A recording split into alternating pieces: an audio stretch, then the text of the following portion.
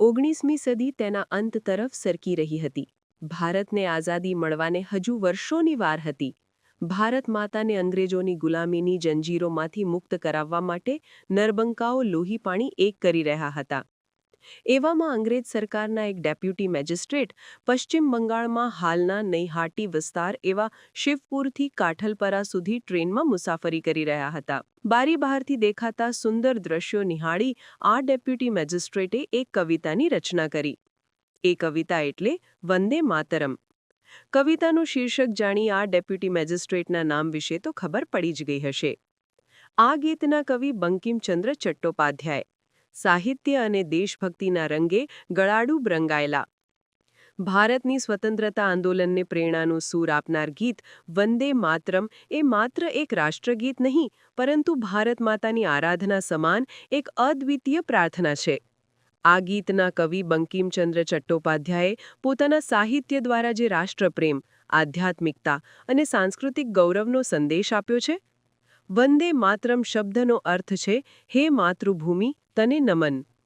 આ ગીત પ્રથમવાર બંકિમચંદ્રની પ્રસિદ્ધ બંગાળી નવલકથા આનંદમઠમાં પ્રગટ થયું હતું. આ ગીતમાં માતૃભૂમિને દેવી રૂપે આરાધવામાં આવી છે, જેની પવિત્રતા, સૌંદર્ય, સમૃદ્ધિ અને શૌર્યનું કાવ્યાત્મક વર્ણન કરવામાં આવ્યું છે.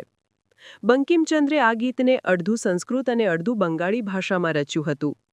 આ ગીતનું પ્રથમ સંગીતબદ્ધ સ્વરૂપ રવિન્દ્રનાથ ટાગોરે તૈયાર કર્યું હતું અને 1896માં ભારતીય રાષ્ટ્રીય કોંગ્રેસના સત્રમાં પહેલીવાર જાહેરમાં ગવાયું હતું. ત્યારથી વંદે માતરમે સ્વાતંત્ર્ય સેનાનીઓ માટે આંદોલનની ગર્જના બની ગયું. લાલા લજપતરાય, બિપિનચંદ્ર પાલ અને અરવિંદો ઘોષ જેવા ક્રાંતિકારીઓ માટે આ ગીત પ્રેરણાનું સ્ત્રોત બન્યું. 15 ઓગસ્ટ 1947ની મધ્યરાત્રે જ્યારે સ્વતંત્ર ભારતનો ધ્વજ ફરક્યો, ત્યારે જનસમૂહે એકસાથે વંદે માતરમના નાદ સાથે સ્વાતંત્ર્યનો ઉલ્લાસ વ્યક્ત કર્યો હતો. 1950માં ભારત સરકારે આ ગીતને રાષ્ટ્રગીત તરીકે માન્યતા આપી હતી. તેમની કવિતાઓમાં માત્ર વંદે માતરમ જ નહીં, પરંતુ જય ભારતી, ભારત માતા તથા કૃષ્ણ પર આધારિત અનેક ભક્તિ ગીતો પણ સામેલ છે. તેમની રચનાઓમાં ધર્મ, ભક્તિ અને રાષ્ટ્રભાવના વચ્ચેનું અદ્ભુત સંકલન જોવા મળે છે. બંકિમચંદ્રના વિચારો અને સર્જન શક્તિએ રવિન્દ્રનાથ ટાગોરથી લઈને મહાત્મા ગાંધી સુધીની પેઢીને ઊંડો પ્રભાવ પાડ્યો છે.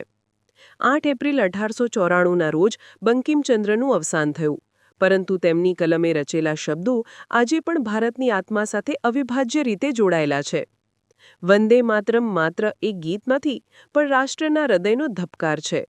આ ગીતને 150 વર્ષ પૂર્ણ થઈ રહ્યા છે.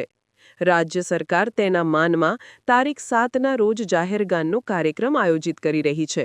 તેમાં સૌએ સહભાગી બનવું જોઈએ.